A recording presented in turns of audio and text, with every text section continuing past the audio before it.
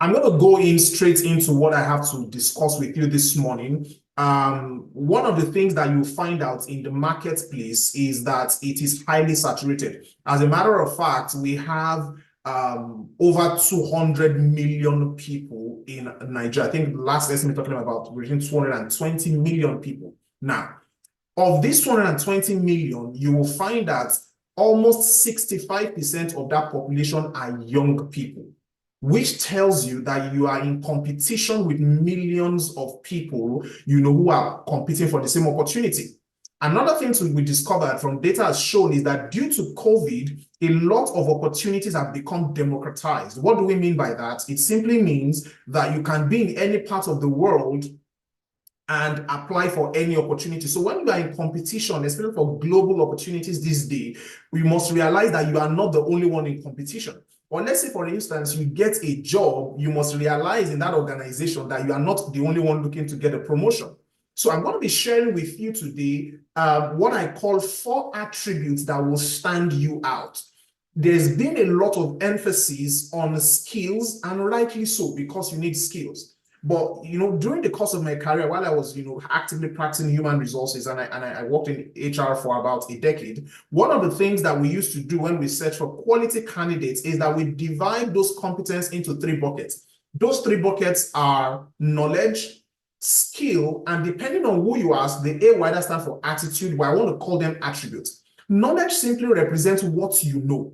Skill represents what you can do, and attitude or attribute is the way I would define it will be how you do the things that you know and you can do. All right. So there's a lot of emphasis whereby they talk about your skill, and it is good. You see, when you are trying to find your way in the marketplace, either you're employed or you're just about to graduate or you're an entrepreneur or whatever it is you're trying to look for, you must realize that skill alone is not a competitive advantage alone. You cannot say what you know is all. So, for instance, you say I graduated with a first class. Can I say to you that you are not the only one that graduated with a first class? Your skill is not the only competitive advantage for you to grow or stand out in the marketplace. As a matter of fact, you are competing with people who are much more brilliant, who are much more skilled than you are. The skill you say you have, there are 10,000 people who have the same skill. Are we together? So you must realize that in the marketplace of today, for you to stand out and actually become that person that a lot of employers, funders want to actually work with, want on their team, your skill is not enough. As a matter of fact, your talent is not enough. Your competitive advantage in the world of today cannot be that I graduated the first class, I graduated distinction, I graduated top of my class. That is not enough. So what are the things that, will stand you out? And the things, I'm going to be sharing 4 things with you today. And I want to bring out your pen and paper and begin to write it down. Because you see, these 4 things, I guarantee you that if you are able to master them, if you are able to infuse them into your day-to-day life and how you do things, you will become a magnet of opportunities. I'm saying you become someone that even when you are not there, people will talk about opportunities and remember and want you to be the one to benefit from that opportunity.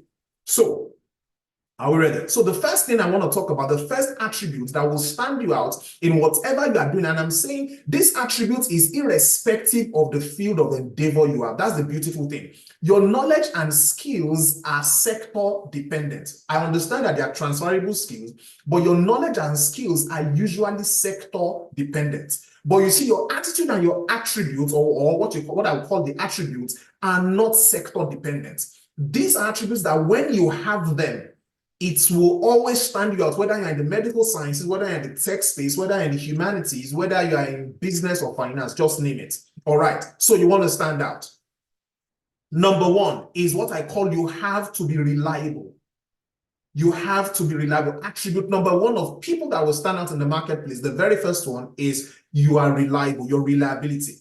Being reliable, okay, let me backtrack. Have you ever bought a product that when you saw the advertising, they say, oh, this power bank, this laptop, this phone is going to do XYZ, and you are so pumped, but you buy that particular device and discover that some days it works well, some days it doesn't work well. Give me a second here.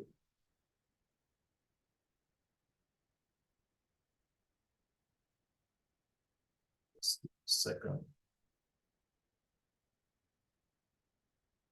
All right. So you discover that some days it works well and some days it doesn't work well. So what you are beginning to see is that you are beginning to have a product that is highly unreliable, right? How many of us have subscribed for internet providers? Maybe you say, depending on what part of the world you are, let's say you subscribe to an MTN or an Equal, and it's not reliable. One of the biggest challenges in sub-Saharan Africa or in developing societies is unreliability of either power supply or unreliability of internet supply.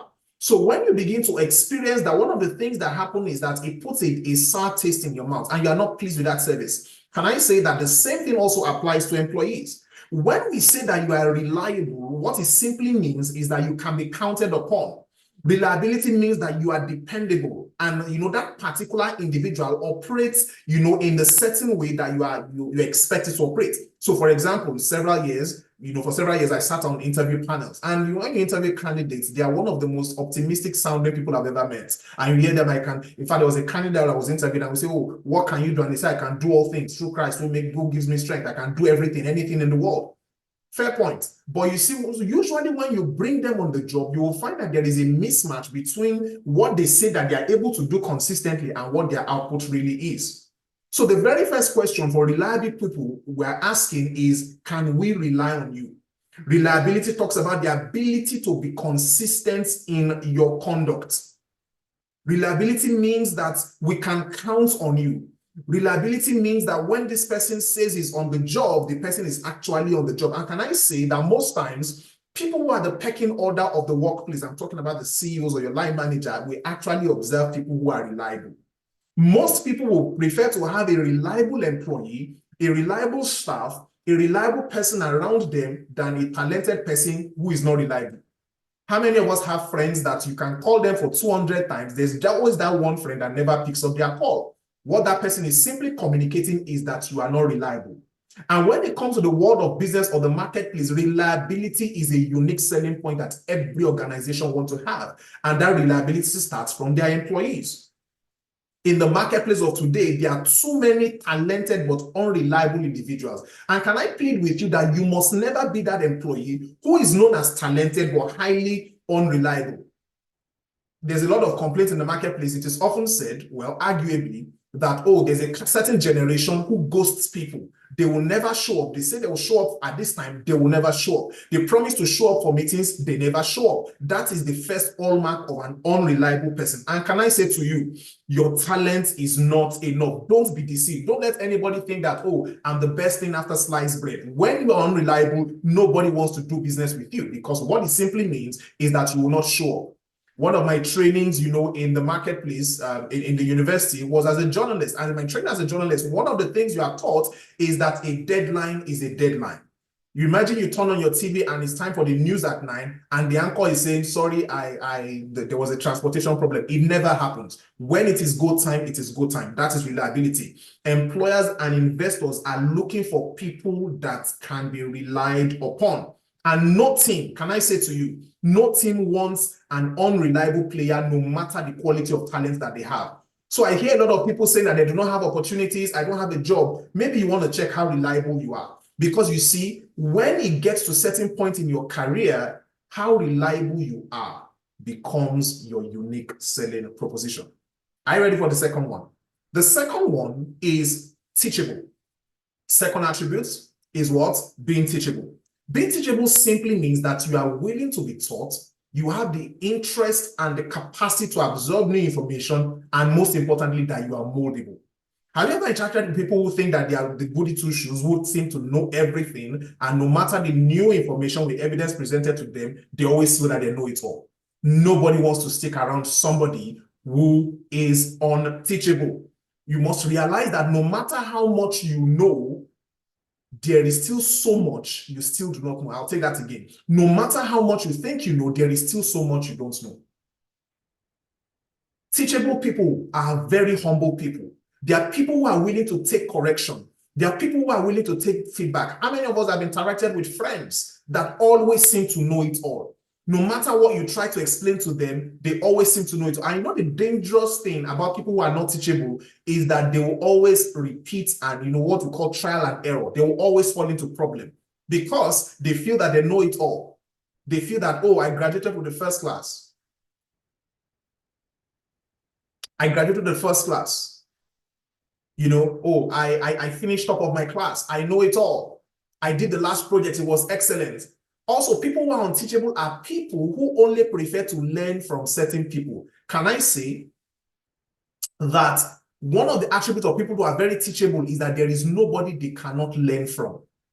There is what? Nobody they cannot learn from. From the man standing at the entrance of the door, willing to welcome you, to the typist, to the secretary at the entrance, to even the cleaner. There is nobody you cannot learn from.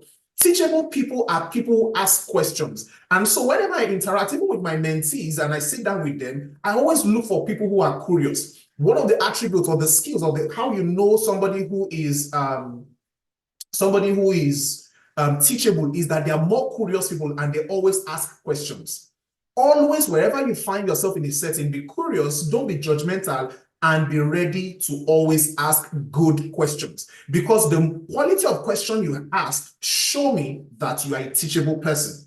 Teachable people value others' opinion. Teachable people always seek for counsel. You know, there's the arrogance of what I call the intelligent. And everybody here is intelligent, including myself, if I dare say so. One of the challenges of intelligent people is that they do not like to seek counsel. So, for example, I've met mentees or people who graduated top of their class. And, you know, we pair them with mentors and they're like, well, I think I know more than this person. You are not being curious. There is always something to learn. And so leaders in organizations, investors, entrepreneurs are looking for that staff who is curious, because you see, what you think you know, there is still so much you do not know. I was speaking with a friend some months back who's an academic. And one of the things he said to me is that if you're going to succeed in academia, maybe as a professor or whatever, as a researcher, you must be willing to take feedback, and you must realize that there is so much you don't know. That is why that system exposes to what is called peer review. No matter how much research you've done, your colleagues must still be able to review your research and give you feedback. And I see quite a lot of people who are not willing to take feedback. They take it very personal. You must realize that the feedback is not personal. Always try to become better and not become bitter. Be curious and ask questions. Do not judge. Are we together? I'm moving pretty fast. Number 3 attributes that you must have for you to stand out in the marketplace is being trustworthy. Being trustworthy. How many of us agree with me that one of the biggest challenges in society today is that it's difficult to trust people? And I hear it all the time. I hear employers, I hear business owners who want to hire somebody, but the first question they're asking is, can we trust this person? Because there is a huge deficit of trustworthy people in society. And can I say to you, and I want you to note this down, that trust is a major and scarce currency in the marketplace. I'll take that again.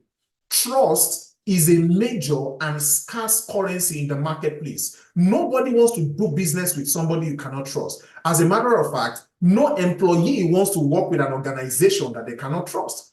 No employer wants to bring in an employee that they cannot trust. So you must realize that if you're a trustworthy person, meaning that you can seek the interest, you're thinking about the interest of others and not just yourself. You are looking for how the situation will benefit others and not just yourself. You have a major currency in your hand. About a decade ago, a dear friend of mine, we're speaking, and he said, I think he was moving to another state in Nigeria at the time. And he mentioned to me that his boss told him that I still want you to keep working out. This was way beyond before Zoom came on board, before we had internet and what, which is everywhere now. This was many years ago. And he said he was wondering why his boss at the time was still willing to have him on board, despite the fact that I was moving to another state. And the boss said, you know what, anytime you come is when you come. I just want you around. I just want you to work. And I told him that the currency you have, the reason your boss is doing that is because you have a currency called the currency of trust. Your boss understands that over the time that you have worked with him, you have built a track record such that when you say it is an A, it is actually an A. And so your boss is ready to actually pay you much more than you are even asking for, just because you are a trustworthy person. Can I say that there are two components when we talk about trust? There are two components of trust. One of them is competence and one of them is ethics, because somebody will say, oh, I'm trustworthy. But do you realize that for me to be able to trust that you will do the job, it means that you're actually skilled at it? So there is a competence component of what trust, and there's the ethical component of trust. The ethical component of trust is simply talking about that you will always do the right thing. Can I ask you, think of those that are around you that you trust. Do you have friends? Do you have colleagues that you know that when it is their A, it is A? Or do you have friends, or are you that person that when you say good morning, people have to actually go and check outside whether it's truly the morning? You cannot build your career based on distrust. You must be a trustworthy person. Organizations, have you noticed that sometimes when a manager in an organization moves away from that organization, there are certain employees they want to take along with them? While I understand that some may have ulterior motives for doing that, but for the bulk of the time, the reason they want to do that is that they are looking for somebody they can trust. And so I'm asking you this morning is that, are you trustworthy? Can I also say to you, when we talk about trust, is that it takes time to build trust. You have to earn it. Your first class doesn't confer trust on you alone. Remember, it's a blend of competence and ethics that you will do the right thing. You earn it. And it takes a whole long time to build trust. But do you know that when you build trust, it takes a long time to build trust, you can actually lose people's trust in the snap of a finger. When people trust you, I want to plead with you, make sure you guard it with everything you have. When people trust you, you must make sure that you guard it with everything you have. Because when people lose trust in you, it is difficult for you to earn that trust back. So the third one that we've talked about is what? Trust. But before I leave you on the topic of trust, is that there is always a consequence for breaking trust. There is always a consequence for breaking trust. In fact, the price you have to pay for breaking trust is higher than the price you paid for earning that trust. If anybody trusts you, maybe it's an organization you work, maybe it's even in your family, maybe it's even in a place where you volunteer, please do not break that trust. Do not, because of a morsel of bread, damage the trust that you've earned for years. The fourth one, which is where I'm going to wrap up, and then I'm going to encourage you to ask questions, and we'll make this very applicable, is having a solution mindset. Having a solution mindset. I'm sure you probably have heard people talk about problem-solving skill, but the reason I didn't call it problem-solving is because it can border a lot on what you can do, but that's not where I'm going. I'm actually talking about having a mindset to solve problems. People who have this mindset are people that believe that for every problem, they should, and I say should because sometimes some problems, we call them wicked problems, there appears not to be a solution, that there should be a solution. People who have a solution mindset are people who are always willing to try. I found myself around people who, when there's a challenge or something to be done, that the first to say, no, they throw their hands up in the air, I can't do this, I can't solve the problem, it cannot be done. Never be that employee that the first thing that comes out of your mouth in the face of a challenge is it cannot be done. Rather, ask yourself, how can it be done? Never say it cannot be done. Say to yourself, how can it be done? And when you have people like that in organizations, leaders actually take notes. And sometimes these people are not people with positions of power. It is just a mindset. It's a mindset of a solution. Now, how do you know such people? Is that it's not only the big problem. You know, there are people that like to talk about problems. Never be only those who talk about problems. Whenever you have a challenge, be the person that not only talks about that problem, but ask, how can this problem be solved? Usually in an organization, in groups, you always find people that are very good analysts. They can talk about problems, they can analyze the problem, but will never ever talk about what the solutions are. No leader wants that kind of person around you, because the higher you go, you want people that are solutions oriented. Organizations and leaders are looking for people that will begin to solve little problems around them. And we always take notes. Leaders always take note of that person that solves problem. I think it was Keith Raboy. He was a former CEO of Square, and he was a top person in LinkedIn in the early days. And he was talking about that in every organization, there are two kinds of employees. You have the barrels and you have the ammunition. But he said a very fascinating story. He said at a point in time, I think it was in Stripe or was this LinkedIn, he said, they had developers, lots of developers on staff, and most of the developers usually worked late into the night. He said, so one of the challenges that they had was that by the time, everybody had gone on, these developers are still, their engineers, they're still working. He wanted to get them smoothie, something healthy for them to drink at 9 p.m. at night that was fresh, that was healthy, and that was cold. He said, but guess what? They just couldn't find anybody that could provide smoothie that could, he said even his office manager, the office manager, his executive assistant, everybody tried, but they couldn't get it at 9 p.m. at that time of the day that was fresh, that was healthy, and that was cold. He said, but then I think it was this intern, that it was an intern, just an intern. He said, so when they hired this intern, it became a problem, and the intern said, I can try, I can get it solved. He said to his uttermost shock, he told the intern that, say, the office manager has tried, it didn't work. My executive assistant, who are more senior people, have tried and it didn't work, but he said he will try, and that's the solutions mindset. He said, guess what? The following day, at 9 p.m., at the designated location in the office, there were cold smoothies, it was healthy, and the engineers were happy. He said immediately he saw that, he said what he began to do was expand his responsibility, that if you can solve this small problem, it shows that there is a mindset you have, which is a solutions mindset. And one of the things that they recommend when we find people like that is that we begin to promote them.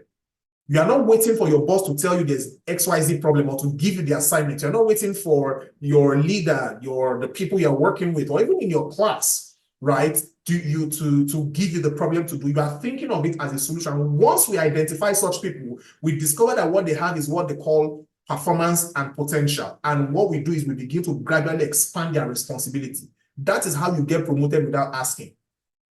Somebody asked me, how do I get promoted?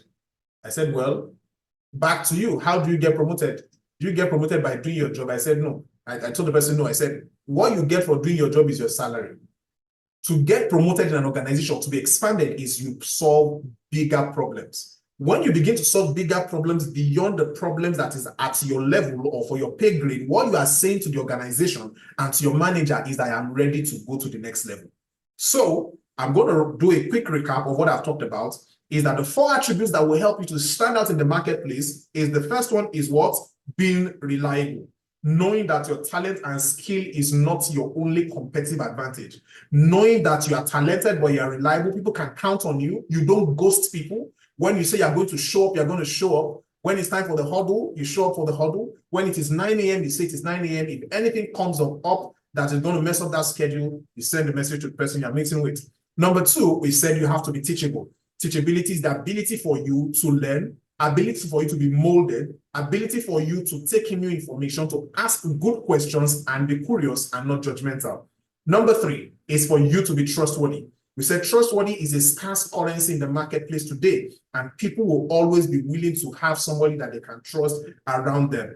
People that think of others and not just themselves. People that their yes is their yes and their no is their no. When they say they're at work, they're at work. When they say they're going to come for a meeting, they're at that meeting. When they say they're going to get something done, I can trust you. When we commit resources, finances into their hands, they're not going to embezzle it. They're going to use it for the intended purpose. And the 4th one we said is having a solutions mindset. And what's the solutions mindset? It simply means that you are not saying that it cannot be done. You are saying that how can it be done? And even if you try and it doesn't work, you are realized that you are not a failure. You have just realized another way that problem cannot be solved. I hope this was helpful. I'm happy to take questions.